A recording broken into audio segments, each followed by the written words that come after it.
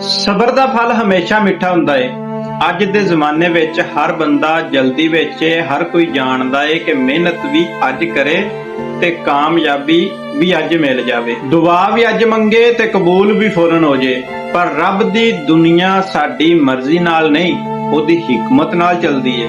ਜ਼ਰਾ ਇੱਕ ਕਿਸਾਨ ਦੇ ਬਾਰੇ ਸੋਚੋ। ਉਹ ਬੀਜ ਬੋਂਦਾ ਏ, ਰੋਜ਼ ਪਾਣੀ ਦਿੰਦਾ ਏ, ਖੇਤ ਦੀ ਰਖਵਾਲੀ ਕਰਦਾ ਏ, ਪਰ ਉਹ ਅਗਲੇ ਦਿਨ ਫਸਲ ਕੱਟਣ ਨਹੀਂ ਚਲਾ ਜਾਂਦਾ। ਉਹਨੂੰ ਯਕੀਨ ਹੁੰਦਾ ਏ ਕਿ ਜੇ ਸਬਰ ਕੀਤਾ ਤੇ ਵਕਤ ਆਉਣ ਤੇ ਜ਼ਮੀਨ ਉਹਨੂੰ ਉਹਦੇ ਤੋਂ ਕਈ ਗੁਣਾ ਵੱਧ ਕੇ ਵਾਪਸ ਦੇਗੀ। ਇਸੇ ਤਰ੍ਹਾਂ ਜ਼ਿੰਦਗੀ ਵੀ ਏ ਕਿ ਕਈ ਵਾਰ ਅਸੀਂ ਜਿਹੜੀ ਦੁਆ ਮੰਗਦੇ ਆਂ ਰੱਬ ਉਹਨੂੰ ਫੌਰਨ ਪੂਰਾ ਨਹੀਂ ਕਰਦਾ। ਇਸ ਦਾ ਮਤਲਬ ਇਹ ਨਹੀਂ ਕਿ ਰੱਬ ਸਾਡੀ ਸੁਣ ਨਹੀਂ ਰਿਹਾ। ਹੋ ਸਕਦਾ ਏ ਉਹ ਸਾਡੇ ਲਈ ਹੋਰ ਚੰਗਾ ਫੈਸਲਾ ਤਿਆਰ ਕਰ ਰਿਹਾ ਹੋਵੇ ਜਾਂ ਸਾਡੇ ਤੋਂ ਕੋਈ ਵੱਡੀ ਮੁਸੀਬਤ ਦੂਰ ਕਰ ਰਿਹਾ ਹੋਵੇ। ਮਾਯੂਸੀ ਇਨਸਾਨ ਨੂੰ ਅੰਦਰ ਤੋਂ ਖਾ ਜਾਂਦੀ ਏ, ਪਰ ਸਬਰ ਇਨਸਾਨ ਨੂੰ ਮਜ਼ਬੂਤ ਬਣਾ ਦਿੰਦਾ ਏ।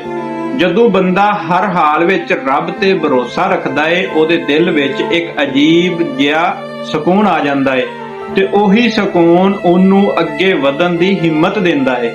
ਇਸ ਲਈ ਜੇ ਅੱਜ ਹਾਲਾਤ ਤੁਹਾਡੇ ਹੱਕ ਵਿੱਚ ਨਹੀਂ ਤੇ ਹਿੰਮਤ ਨਾ ਹਾਰੋ। ਆਪਣੀ ਮਿਹਨਤ ਜਾਰੀ ਰੱਖੋ, ਦੁਆ ਕਰਦੇ ਰਹੋ ਤੇ ਯਕੀਨ ਰੱਖੋ ਕਿ ਰੱਬ ਉਹਦੇ ਵਕਤ ਤੇ ਉਹਦੇ ਤਰੀਕੇ ਨਾਲ ਬਿਹਤਰੀਨ ਅਤਾ ਕਰਦਾ ਏ।